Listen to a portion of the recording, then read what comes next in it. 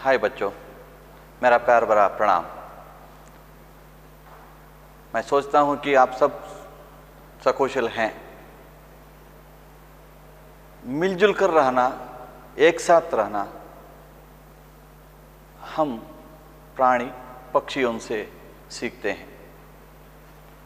मनुष्य भी मिलजुल कर रहता है। समाज में हर व्यक्ति एक साथ इकट्ठा होकर जो भी काम किया हो वो सफल होंगे। उसी प्रकार आज इस कक्षा में हमारा राष्ट्रपति जो थे डॉक्टर APJ अब्दुल कलाम, इनके बचपन के बारे में थोड़ा सा जानकारी लेंगे। प्रिय बच्चों, अब्दुल कलाम ये नाम तो हम सब जानते हैं, क्योंकि एक ऐसा व्यक्ति है जो बच्चों से लेकर बूढ़ों तक आदर्श व्यक्ति बन गए थे, जिन्होंने हमारे देश के लिए इतना सारा योगदान दिए हैं। वो हम सबके आदर्शदायक है। प्रिय बच्चों, अब्दुल कलाम के बारे में हम जानते हैं तो उनका जन्म के बारे में भी देखना है। 1931 इनका जन्म। 24/7/2007 तक हमारे देश के राष्ट्रपति थे। जन्मवादी राष्ट्रपति नाम से भारत के करोड़ों लोगों के दिल जीत लिया। इनका बचपन का थोड़ा सा जानकारी इस पाठ में है। प्रिय बच्चों, इस पाठ में हम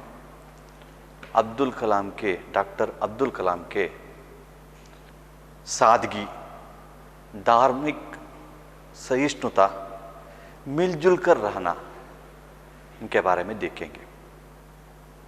आप पेज नंबर 32 को लिए मैं पढ़ता हूं, आप ध्यान से देखिए। मेरा जन्म मद्रास राज्य के रामेश्वरम कस्बे में एक मध्यवर्गीय परिवार में हुआ था। मेरे पिता जैनुलवादीन की कोई बहुत अच्छी औपचारिक शिक्षा नहीं हुई थी और न ही वे कोई बहुत धनी व्यक्ति थे। इसके बावजूद वे बुद्धिमान थे और उनमें उदारता की सच्ची भावना थी। मेरी माँ आशियम्मा उनकी आदर्श जीवन संगिनी थी। मेरे पिता और माता को हमारे समाज में एक आदर्श दंपति के रूप में देखा जाता था। मैं कई बच्चों में से एक था, लंबे चौड़े व सुंदर माता पिता का छोटी कद काठी का साधारण सा दिखने वाला बच्चा। हम लोग अपने पुश्तैनी घर में रहते थे। रामेश्वरम की मस्जिद वाली गली में बना यह घर चूने पत्थर व ईंट से बना पक्का और बड़ा था। मेरे पिता आडंबरहीन व्यक्ति थे और सभी अनावश्यक एवं ऐशो आराम वाली चीजों से दूर रहते थे, पर घर में सभी आवश्यक चीजें समुचित मात्रा में सुलभता से उपलब्ध थी। वास्तव में मैं कहूँगा कि मेरा बचपन बहुत ही निश्चिंतता और सादगी में बीता, भौतिक एवं भावनात्मक दोनों ही दृष्टि से। मैं प्रायः अपनी माँ के साथ ही रसोई में नीचे बैठकर खाना खाया करता था। वे मेरे सामने केले का पत्ता बिछाती और फिर उस पर चावल एवं सुगंधित स्वादिष्ट सांभर डालती। साथ में घर का बना अचार और नारियल की ताजी चटनी भी होती। प्रतिष्ठित शिव मंदिर, जिसके कारण रामेश्वरम प्रसिद्ध तीर्थ स्थल है, हमारा घर से 10 मिनट का पैदल रास्ता था। जिस इलाके में हम रहते थे वो मुस्लिम बहुल था, लेकिन वहाँ कुछ हिंदू परिवार भी थे जो अपने मुसलमान पड़ोसियों के साथ मिलजुल कर रहते थे। हमारे इलाके में एक बहुत ही पुरानी मस्जिद थी जहाँ शाम को नमाज के लिए मेरे पिताजी मुझे अपने साथ ले जाते थे। रामेश्वरम मंदिर के सबसे बड़े पुजारी पक्षी लक्ष्मण शास्त्री मेरे पिताजी के अभिन्न मित्र थे। आध्यात्मिक मामलों पर चर्चाएं करते रहते। जब मैं प्रश्न पूछने लायक बड़ा हुआ तो मैंने पिताजी से नमाज की प्रासंगिकता के बारे में पूछा। वे कहते, जब तुम नमाज पढ़ते हो तो तुम अपने शरीर से इतर ब्रह्मांड का एक हिस्सा बन जाते हो, जिसमें दौलत, आयु, जाति या धर्म पंथ का कोई भेदभाव नहीं होता। तो बच्चों 2 मिनट मौन रूप से पढ़िए। उस वक्त जब आप पढ़ते हैं, उस वक्त जो कठिन शब्द लगा उसको ध्यान में रखिए। हो सके तो पेंसिल से अंडरलाइन कीजिए। जब आप मौन रूप से पढ़ते हैं तो मैं 2 प्रश्न लिखता हूं। प्रिय बच्चों, मौन रूप से अब तक पढ़ा होगा। अभी मैं श्याम पट पर 2 प्रश्न लिखा हूं। पहला प्रश्न, अब्दुल कलाम जी का जन्म कहाँ हुआ?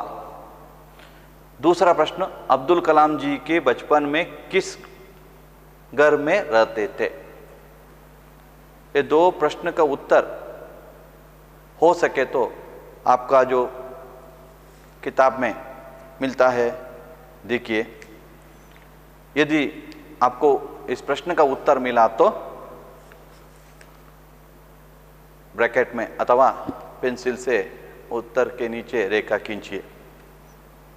अब पाठ की ओर जाएंगे। मेरा जन्म मद्रास राज्य के रामेश्वर कस्ब में एक मध्यवर्गीय परिवार में हुआ था। अब्दुल कलाम जी का जन्म मद्रास राज्य के, जो अब तमिलनाडु कहते हैं, हम मद्रास राज्य को आज हम तमिलनाडु नाम से पुकारते हैं। आज का जो तमिलनाडु के रामेश्वरम कस्बे, इसका अर्थ मैंने लिखा है इधर, छोटा शहर। कस्बे का अर्थ छोटा शहर। एक मध्यवर्गीय परिवार में हुआ था। मध्यवर्गीय माने जो बहुत गरीब भी नहीं, अधिक श्रीमंत भी नहीं, मध्य। मेरे पिता जैनुलाब्दीन की कोई बहुत अच्छी औपचारिक शिक्षा नहीं हुई थी और न ही वे कोई बहुत धनी व्यक्ति थे। अब्दुल कलाम के पिता जैनुलाब्दीन, उसका शिक्षा उतना नहीं था। इस प्रकार औपचारिक शिक्षा जो है, जो आजकल जो मिल रहा है, उतना नहीं है, लेकिन थोड़ा सा शिक्षा था, थोड़ा सा जानकारी थे, ज्ञान थे।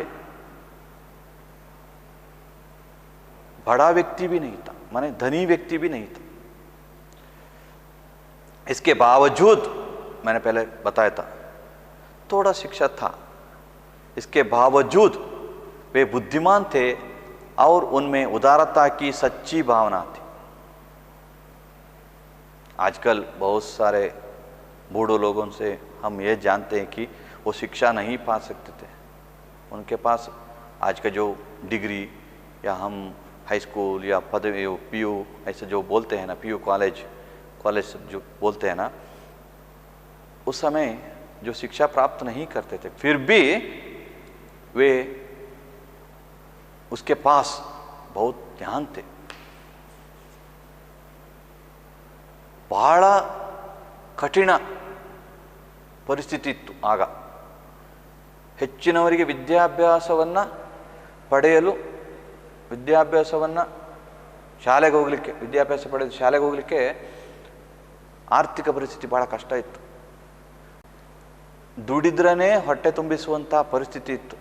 ಆದರೂ ಆ ಕಾಲದಲ್ಲಿ ಆ ವ್ಯಕ್ತಿಗಳಲ್ಲಿ ಜ್ಞಾನ ಇತ್ತು. ಸಮಾಜದಲ್ಲಿ ನಾವು ಹೇಗೆ ಬದುಕಬೇಕು, ನಾವು ಹೇಗೆ ಬಾಳಬೇಕು ಎನ್ನುವಂತಹ ಆ ಮನಸ್ಸಿತ್ತು.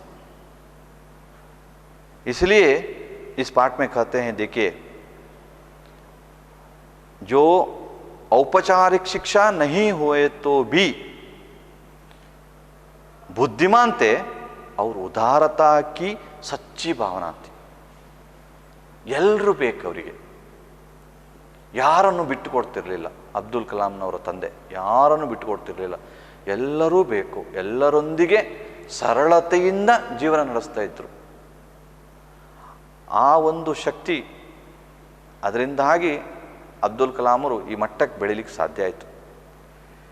ಅದೇ ರೀತಿ ಅವರ ಅಮ್ಮ, ದಿಕೆ ಮೇರಿ ಮಾँ आशी अम्मा.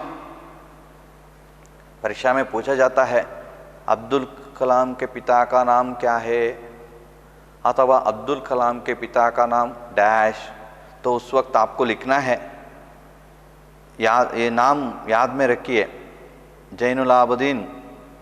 और माँ का नाम ये भी याद रखिए, आशी अम्मा. अब्दुल कलाम के माँ के नाम आशी अम्मा.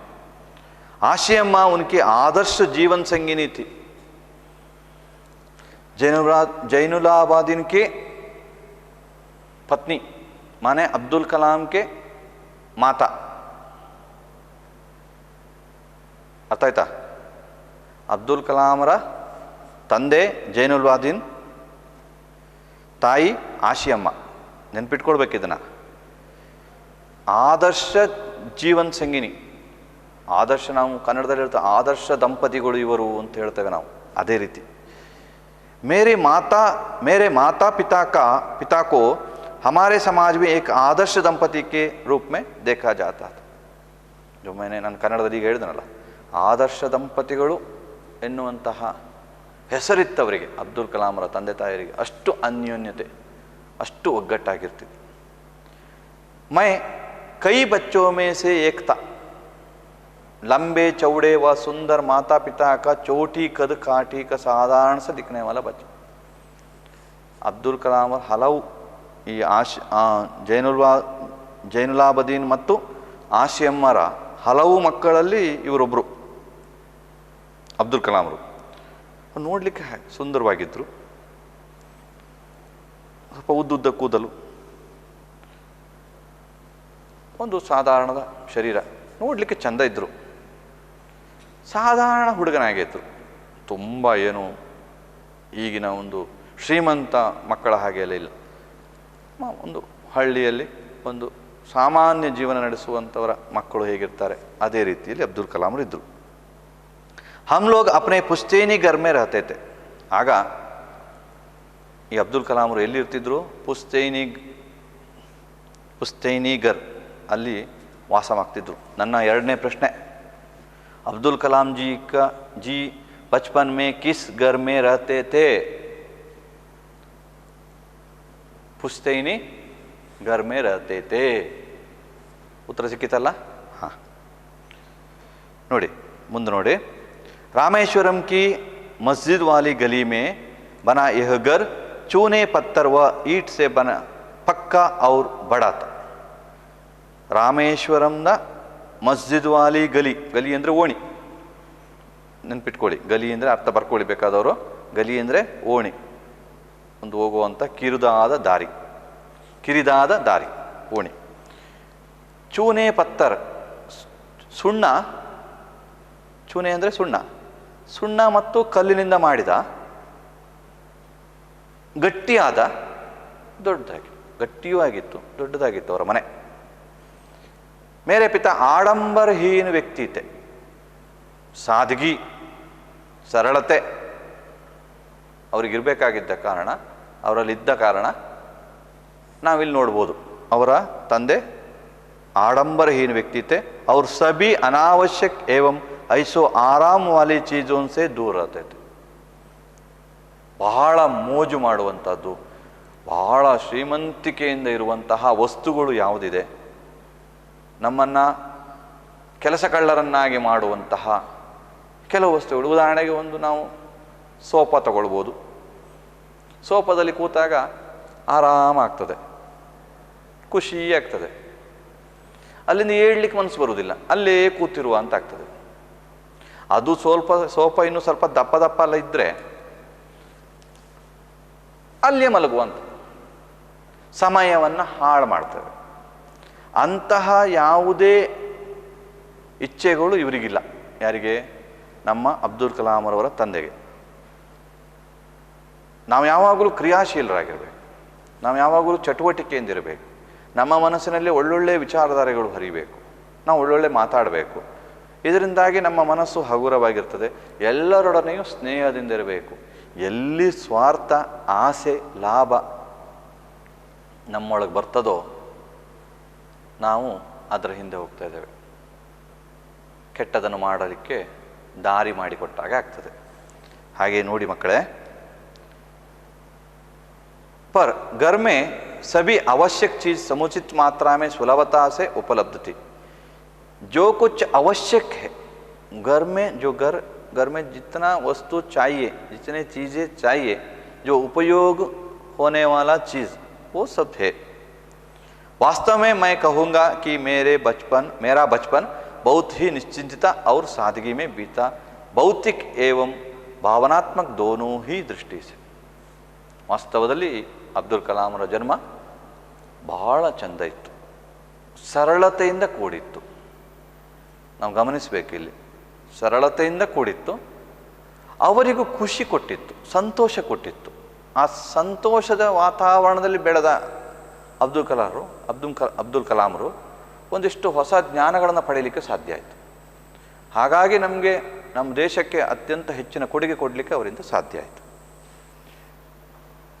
मैं प्रायः अपने माँ के साथ ही रसोई में नीचे बैठकर खाना खाया करता था. वे मेरे सामने केले का पत्ता बिछाती और फिर उस पर चावल एवं सुगंधित स्वादिष्ट सांभर डालती. साथ में घर का बना अचार और नारियल की ताज़ी चटनी भी होती थी. ನೋಡಿ ಮಕ್ಕಳೇ, ಈ ಪ್ಯಾರ ಉಂಟಲ್ಲ, ಇದು ಭಾಳ ಇಂಪಾರ್ಟೆಂಟ್. ಇದು 2 ಮಾರ್ಕಿಗೆ ಸಾಮಾನ್ಯ ಕೇಳುವಂಥ ಪ್ರಶ್ನೆ. ಅಬ್ದುಲ್ ಕಲಾಂರ ತಾಯಿ ಯಾವ ರೀತಿಯ ಆಹಾರವನ್ನು ಬಡಿಸ್ತಿದ್ರು ಅಂತ. किताब में प्रश्न है, आशी अम्मा जी अब्दुल कलाम को खाने में क्या क्या देती थी? 2 अंक के लिए आने वाला बहुत आसान प्रश्न है. 2 अंक के लिए प्रश्न आता है. क्या क्या खाने में क्या क्या डालती थी अब्दुल कलाम के लिए, क्या क्या देती थी? देखिए, रसोई में नीचे बैठकर खाना, माँ के साथ रसोई में नीचे बैठकर खाना खाया जा करता था. ಗಮನಿಸಬೇಕಾದ ವಿಷಯ ಮಕ್ಕಳೇ ಇದು. ಇದು ಯಾಕೆ ಅಂತ ಪ್ರಸ್ತುತ ಇದು ಶಬ್ದ, ಈ ವಾಕ್ಯ ಯಾಕೆ ಹೇಳ್ತೇನೆ ಅಂತ ಹೇಳಿದರೆ, ಈಗೆಲ್ಲ ಟೇಬಲಲ್ಲಿ ಕೂತ್ಕೊಳ್ಳೋದು, ಮೇಲೆ ಕುರ್ಚಿಯಲ್ಲಿ ಕೂತ್ಕೊಳ್ಳೋದು, ಟೇಬಲಲ್ಲಿ ಕೂತ್ಕೊಂಡು ಊಟ ಮಾಡುವಂಥದ್ದು. ಎಷ್ಟು ರೋಗಗಳನ್ನು ನಮಗೆ ನಾವೇ ತರಿಸಿಕೊಳ್ತಾ ಇದ್ದೇವೆ. ಹಿಂದೆ ಹಾಗಿರಲಿಲ್ಲ ಮಕ್ಕಳೇ. ಎಲ್ಲರೂ ಒಟ್ಟು, ತಂದೆ ತಾಯಿ ಅಣ್ಣ ತಂಗಿ ಎಲ್ಲ ಒಟ್ಟಿಗೆ ಕೂತು ನೆಲದಲ್ಲಿ ಕೂತು ಊಟ ಮಾಡ್ತಿದ್ರು. ಆಗ ಆ ಒಂದು ಸಂಬಂಧ, ಆ ಒಂದು ಬಾಂಧವ್ಯ, ಊಟ ಮಾಡುವಾಗ ಮಾತಾಡಿಕೊಂಡು ಕಷ್ಟ ಸುಖಗಳನ್ನು ಹೇಳಿಕೊಂಡು ಭಾಳ ಸಂತೋಷದಿಂದ ಊಟ ಮಾಡುವಾಗ ಆಹಾರವೂ ನಮ್ಮ ಶರೀರದಲ್ಲಿ ಜೀರ್ಣ ಆಗ್ತಿತ್ತು, ಯಾವುದೇ ರೋಗಗಳು ಬರ್ತಿರಲಿಲ್ಲ. ಮನೆಯಲ್ಲಿ ಏನು ನಡೀತಾ ಇದೆ ಅನ್ನುವಂಥದ್ದು ಸಹ ವಿಷಯ ಗೊತ್ತಾಗ್ತಿತ್ತು. ಈಗ ಆ ಪರಿಸ್ಥಿತಿ ಇಲ್ಲ. ತಂದೆ ಒಂದು ಕಡೆಯಲ್ಲಿ ಕೂತ್ಕೊಂಡು ಸೋಫಾದಲ್ಲಿ ಕೂತ್ಕೊಂಡು ತಿಂಡಿ ತಿಂತಾ ಇರ್ತಾರೆ, ಮಗ ಟಿ ವಿ ನೋಡ್ತಾ ಕುರ್ಚಿಯಲ್ಲಿ ಕೂತ್ಕೊಂಡು ತಿಂತಾ ಇದ್ದಾರೆ, ತಾಯಿ ಎಲ್ಲೋ ಕೂತ್ಕೊಳ್ತಾರೆ, ಮಗಳು ನಾನು ಮತ್ತೆ ಬರ್ತೇನೆ ಅಂತ ಹೇಳುವಂಥ ಇಂತಹ ಪ್ರಸಂಗಗಳು ಈಗ ಕಂಡು ಬರ್ತಾ ಇದೆ. ಆದರೆ ಮಕ್ಕಳು ಇದು ನೆನಪಿಟ್ಕೊಳ್ಳಿ, ನಾವು ಯಾವತ್ತೂ ತಂದೆ ತಾಯಿಯವರೊಟ್ಟಿಗೆ ಅಣ್ಣ ತಂಗಿಯವರೊಟ್ಟಿಗೆ ಕೂತ್ಕೊಂಡು ಊಟ ಮಾಡುವಾಗ, ನಮ್ಮ ಕಷ್ಟ ಸುಖಗಳನ್ನು ಹಂಚಿಕೊಳ್ಳುವಾಗ ಆ ಒಂದು ಬಾಂಧವ್ಯ ಬೆಳೀತದಲ್ಲ, ಅದು ಬಹಳ ಚಂದ. ಮಕ್ಕಳೇ, ಅಬ್ದುಲ್ ಕಲಾಂರು ನಮ್ಮ ದೇಶಕ್ಕಾಗಿ ಇಷ್ಟೆಲ್ಲ ಮಾಡಿದ್ರಲ್ಲ, ಅದಕ್ಕೊಂದು ಕಾರಣ, ಮೂಲ ಕಾರಣ ಇದು ಸಹ. ಅವರು माता के साथ रसोई में नीचे बैठकर खाना खाया करता था। मेरे सामने केले का पत्ता बिछाती थी। ಅವ್ರ ತಾಯಿ ಏನು ಮಾಡ್ತಿದ್ರು, ಇವರು ಎದುರುಗಡೆಗೆ ಕೇಲೇಕೆ ಪತ್ತ, ಬಾಳೆ ಎಲೆ ನೋಡಿದಿರಲ್ಲ, ಬಾಳೆ ಎಲೆ ಗೊತ್ತಲ್ಲ, ಬಾಳೆ ಎಲೆ ಊಟ. ಈ ಕೆಲವು ಹೋಟೆಲ್ಗಳಲ್ಲಿ ಬರೆದಿರ್ತಾರೆ ಬಾಳೆ ಎಲೆ ಊಟ ಇದೆ. ಬಾಳೆ ಎಲೆಯಲ್ಲಿ ಊಟ ಮಾಡಿದರೆ ಬಹಳ ಒಳ್ಳೆಯದು, ಆರೋಗ್ಯಕ್ಕೆ ಬಹಳ ಒಳ್ಳೆಯದು. ಬಾಳೆ ಎಲೆ ಹಾಕ್ತಿದ್ರಂತೆ. फिर उस पर चावल एवं सुगंधित स्वादिष्ट सांबार डालती. ನೋಡಿ, ಬಾಳೆ ಎಲೆ ಹಾಕಿದ್ರು, उसके ऊपर क्या डाले, चावल, चावल ಅಂದ್ರೆ ಅನ್ನ, ಅನ್ನ ಹಾಕಿದ್ರು. ಸುಗಂಧಿತ್ ಸ್ವಾದಿಷ್ಟ ಸಾಂಬಾರ್, ಆ ಅನ್ನಕ್ಕೆ ಕಲಿಸ್ಕೊಂಡು ಊಟ ಮಾಡಲಿಕ್ಕೆ, खाने के लिए चावल के साथ साथ सुगंधित स्वादिष्ट सांबार, उसके साथ घर का बना आचार और नारियल की ताजी चटनी. ಮನೆಯಲ್ಲಿ ಮಾಡಿದ ಉಪ್ಪಿನಕಾಯಿ, ಆಚಾರ ಅಂದರೆ ಉಪ್ಪಿನಕಾಯಿ ಆಯಿತಾ. ಆಚಾರ ಅನ್ನುವಂತಹ ಒಂದು ಪಂಗಡ ಇದೆ, ಅದಲ್ಲ ಇಲ್ಲಿ. ಆಚಾರ ಅಂತ ಹೇಳಿದರೆ ಇಲ್ಲಿ ಉಪ್ಪಿನಕಾಯಿ. ಒಂದು ಇದು ಹೇಳುವಾಗ ನನಗೊಂದು ನೆನಪಾಗ್ತದೆ. ಒಂದು ಹೋಟ್ಲಲ್ಲಿ ಒಬ್ಬ ಹಿಂದಿ ಮಾತನಾಡುವ ಬಂದ. ಅದು ಆಚಾರ್ ಎನ್ನುವರ ಹೋಟ್ಲಾಗಿತ್ತು, ಅವರ ಹೋಟ್ಲು.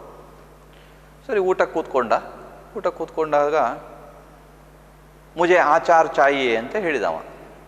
ನಾವು ಊಟ ಮಾಡಲಿಕ್ಕೆ ಬಂದವ. ಆಗ ಆಚಾರ್ಯರು ಬಂದರು. ಏನು ಬೇಕು ಅಂತ ಕೇಳಿದರು. ಮುಜೆ ಆಚಾರ್ ಚಾಯಿಯೇ ಅಂತೇಳಿದ್ರು. ಆಚಾರ್ಯ ಹೇಳಿದರು, ಹೌದಪ್ಪ, ಏನು ಬೇಕಪ್ಪ, ನಾನೇ, ಏನು ಬೇಕು. ಅವನಿಗೆ ಅರ್ಥ ಆಗಲಿಲ್ಲ, ಇವ್ರು ಹೇಳೋದು ಅವನಿಗೆ ಅರ್ಥ ಆಗಲಿಲ್ಲ, ಅವನು ಹೇಳೋದು ಇವನಿಗೆ ಅರ್ಥ ಆಗಲಿಲ್ಲ. ಅವನು ಪುನಃ ಹೇಳ್ತಾನೆ, ಮುಜೆ ಆಚಾರ್ ಚಾಯಿಯೇ ಆಚಾರ್. ಇವರು ಸಿಟ್ಟು ಬಂತು, ತಮಾಷೆ ಮಾಡ್ತಾ ಇದ್ದಾರೆ ಅಂತ ಹೇಳ್ಕೊಂಡು. ಏನು, ನನಗೆ ತಮಾಷೆ ಮಾಡ್ತಾ ಇದ್ಯಾ, ನನ್ನನ್ನು ಆಚಾರ ಅಂತೇಳಿ ಕರಿತಾ ಇದ್ಯಾ. ಅವನಿಗೆ ತಲೆ ತಿಳ್ಕೊಂಡು, ಇವ್ರು ಏನು ಬಹಳ ಏರು ಧ್ವನಿಯಲ್ಲಿ ಮಾತಾಡ್ತಾ ಇದ್ದಾರೆ, ಏನೋ ಬೈತಾ ಇದ್ದಾರೆ ಅಂತ ಗೊತ್ತಾಯಿತು, ಎಂತಂದು ಗೊತ್ತಾಗಲಿಲ್ಲ. वो फिर बताता है, ಮತ್ತೆ ಹೇಳ್ತಾನೆ, मुझे आचार चाहिए, यहाँ डालने वाला एक आचार आचार. ಮತ್ತೆ ಇವರಿಗೆ ಗೊತ್ತಾಯಿತು, ಓ ಉಪ್ಪಿನಕಾಯ, ಅದನ್ನು ಮೊದಲೇ ಹೇಳುದಲ್ವ ಮಾರ ನೀನು. भाषा ये ध्यान में रखना चाहिए. ಸಣ್ಣ ಒಂದು ಕತೆ ನೆನ್ಪಿಟ್ಕೊಳ್ಳಿಕ್ಕೆ. ಇದು ಯಾಕೆ ನೆನ್ಪಿಟ್ಕೊಳ್ಳಿಕ್ಕೆ ಹೇಳಿದ್ದು ಅಂತ ಹೇಳಿದರೆ, ಇದು 2 ಮಾರ್ಕಿಗೆ ಬರ್ತದೆ ಅಂತ ಹೇಳಿದ್ನಲ್ಲ ಈ ಪ್ರಶ್ನೆ. ಈ ಕಥೆ ನಿಮಗೆ ನೆನಪಾದರೆ ಆಚಾರ ಎನ್ನುವ ಒಂದು ಶಬ್ದ ಬಂತ. ನಾರಿಯಲ್ ಕಿ ತಾಜಿ ಚಟ್ನಿ. ನಾರಿಯಲ್ ಅಂದರೆ ತೆಂಗಿನಕಾಯಿ, ಗೊತ್ತು ನಿಮಗೆ. ತೆಂಗಿನಕಾಯಿ ಚಟ್ನಿ, ದೋಸೆಗೆ ಇಡ್ಲಿಗೆ ತೆಂಗಿನಕಾಯಿ ಚಟ್ನಿ ಮಾಡ್ತೀರಿ, ಭಾಳ ಚಂದ. 2 ಮೆಣಸು ಹಾಕಿದರೆ ಆಯಿತು, ಅರಿಲಿಕ್ಕೆ ಚೂರು ಉಪ್ಪು, 2 ಮೆಣಸು ಹಾಕಿದರೆ ಚಟ್ನಿ, ಫಸ್ಟ್ ಕ್ಲಾಸ್ ಚಟ್ನಿ. ಎಷ್ಟೋ ಜನ ಚಟ್ನಿ ಗಂಜಿಗೆಲ್ಲ ಭಾಳ ಒಳ್ಳೆ ಆಗ್ತದೆ. ತೆಂಗಿನಕಾಯಿ ಚಟ್ನಿ ಖಾರ ಖಾರ ಇರಬೇಕು, ಗಂಜಿಗೆ ಭಾಳ ಒಳ್ಳೆ ಆಗ್ತದೆ. तो बच्चों ध्यान में रखिए, 2 अंक के लिए आने वाला प्रश्न है. पहले उत्तर प्रश्न क्या था, प्रश्न मैंने बताया था, क्या है, आशी अम्मा जी अब्दुल कलाम को खाने में क्या क्या देती थे. नारियल पत्ता बिछाकर, नारियल पत्ता नहीं, क्या है, केले का पत्ता, सॉरी, केले का पत्ता बिछाकर उसमें चावल एवं सुगंधित स्वादिष्ट सांभर डालती. घर का बना आचार और नारियल की ताजी चटनी भी डालती थी. ಆಶಿ ಅಮ್ಮ ತನ್ನ ಮಗನಾದ ಅಬ್ದುಲ್ ಕಲಾಂ ಅವರಿಗೆ ಬಡಿಸುವಂಥ ರೀತಿ ಏನೆಲ್ಲ ಕೊಡ್ತಾ ಇದ್ರು ಊಟಕ್ಕೆ ಅಂತ. आगे देखिए, प्रतिष्ठित शिव मंदिर जिसके कारण रामेश्वरम प्रसिद्ध तीर्थ स्थल है का हमारा घर से 10 मिनट का पैदल रास्ता था. ಇವರ ಮನೆ ಪುಸ್ತೈನಿಯಲ್ಲಿ ಇವರು ಇರ್ತಿದ್ರು ಅಂತ ಹೇಳಿದ್ರಲ್ಲ, ಇನ್ಕೆ ಘರ್ ಸೆ 10 ಮಿನಿಟ್ ಕಾ ಪೈದಲ್ ರಾಸ್ತಾ, ಕಾಲ್ನಡಿಗೆ, 10 ನಿಮಿಷದ ಕಾಲ್ನಡಿಗೆ. ಯಾವುದು? ಶಿವ ಮಂದಿರ, ಪ್ರತಿಷ್ಠಿತ ಶಿವ ಮಂದಿರ. जिसके कारण ರಾಮೇಶ್ವರಂ ಪ್ರಸಿದ್ಧ ತೀರ್ಥಸ್ಥಳ. ರಾಮೇಶ್ವರಂ ಅಲ್ಲಿ ಪ್ರಸಿದ್ಧವಾದದ್ದು ಶಿವ ಮಂದಿರ. ಆ ಶಿವ ಮಂದಿರ ಅಂತ ಪ್ರತಿಷ್ಠವಾದ ಶಿವ ಮಂದಿರಕ್ಕೆ ಹೋಗಲಿಕ್ಕೆ ಇವರ ಮನೆಯಿಂದ 10 ನಿಮಿಷದ ಕಾಲ್ದಾರಿ.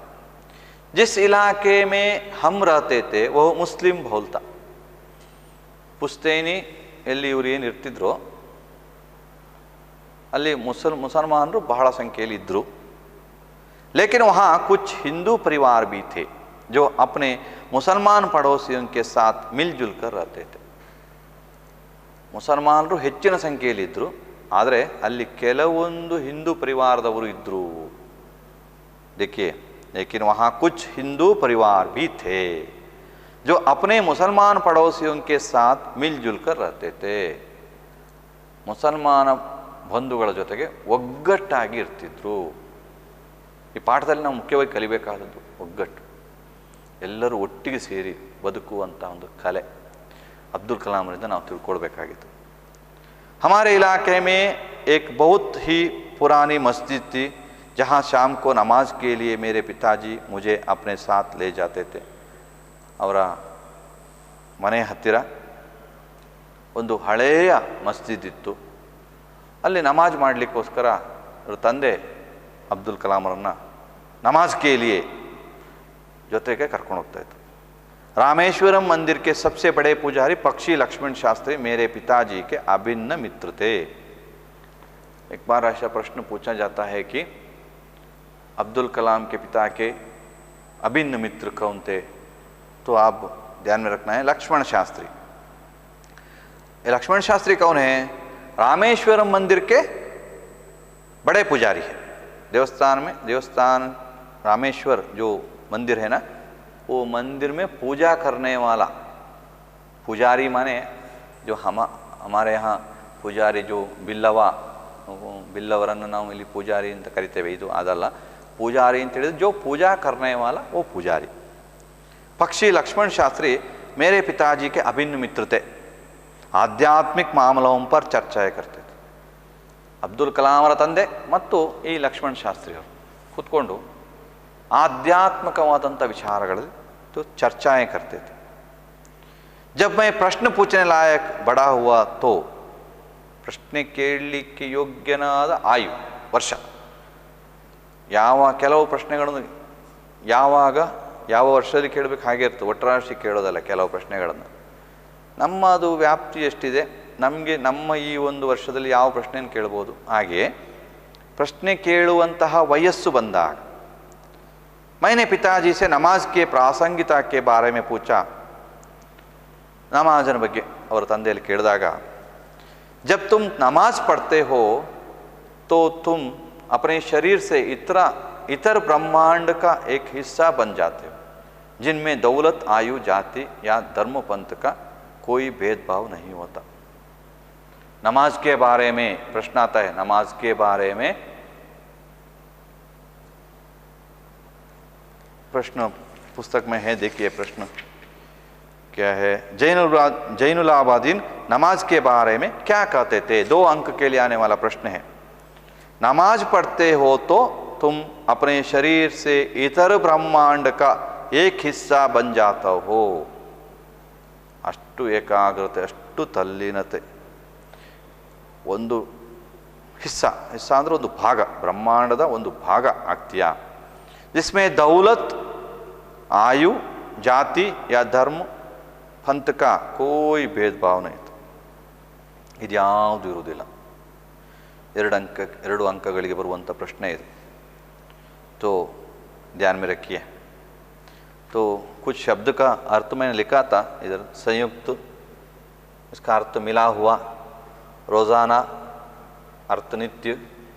कुछ व्याकरण के संबंध में विलोम शब्द बहुत, कम, शाम, सुबह. तो आज के लिए इतना बस.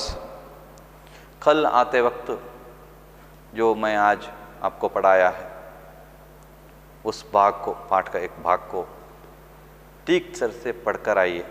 कल मैं प्रश्न पूछूंगा और अगले परिच्छेद में क्या है ये कल देखेंगे. अलविदा. Thank you.